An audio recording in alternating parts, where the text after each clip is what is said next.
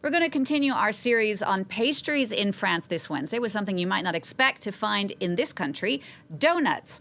But here in Paris, American pastry chef Amanda Bankert has become the donut queen thanks to her shop, Boneshaker Donuts and Coffee, in the very food-centric 2nd arrondissement of Paris. And she joins me now on the set. Amanda, hello, welcome. Hi. It's funny, you don't really associate donuts with France. I mean, just give us the backstory here. Why did you want to open a donut shop in Paris? So I did my pastry studies here. I initially came to France to study pastry at Cordon Bleu. I worked in restaurants for almost about 15 years, doing predominantly French pastry. But when I wanted to open my own shop, I thought I want to do something that kind of really speaks to me, that was a little different.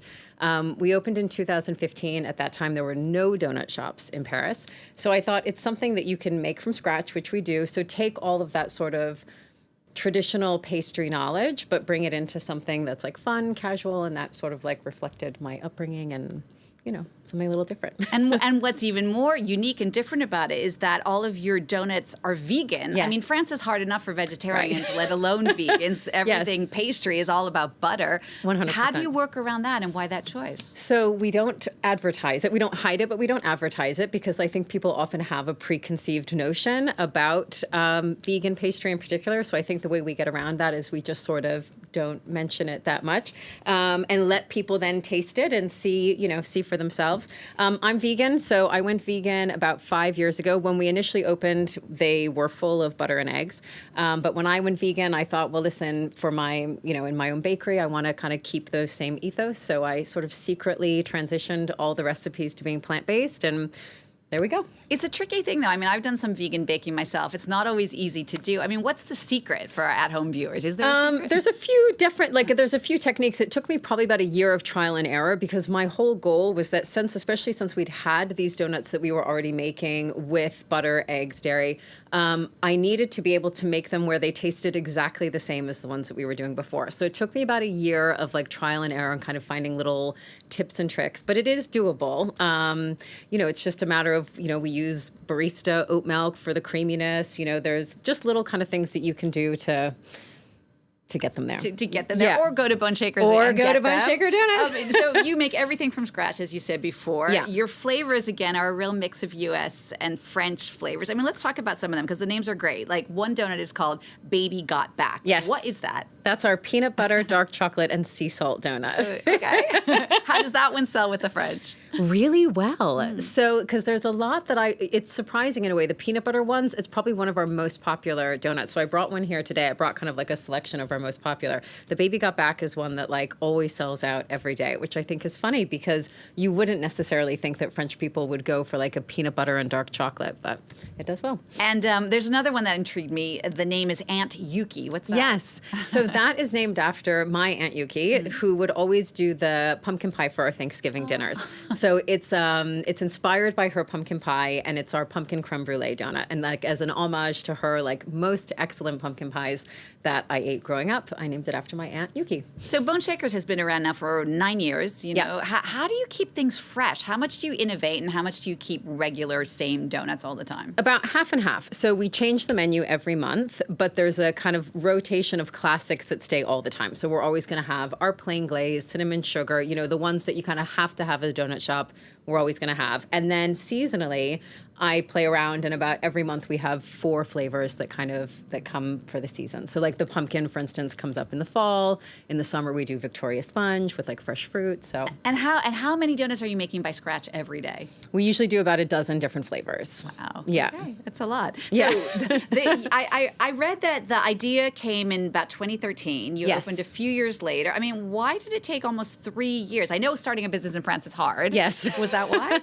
I think, it took a long time. There was a lot of the kind of stuff that you hear about. We lost the initial location. So it took us a while, first of all, to kind of get exactly how we wanted to execute this. Then, it took a little while. I had a 1-year-old at the time. So, there was that as well. And it was finding the right spot, getting all the paperwork done, getting everything up and running. It really does kind of take It takes a while. Was it easy to convince French bankers the concept of a vegan donut shop or just a donut shop? I did not convince French bankers. I asked and got rejected. So we actually couldn't get a bank loan in the end, which also meant, so our initial location was like a kiosk, because ultimately we ended up kind of just bootstrapping, and the initial kind of equipment was literally like an IKEA desk that we converted into a pastry display.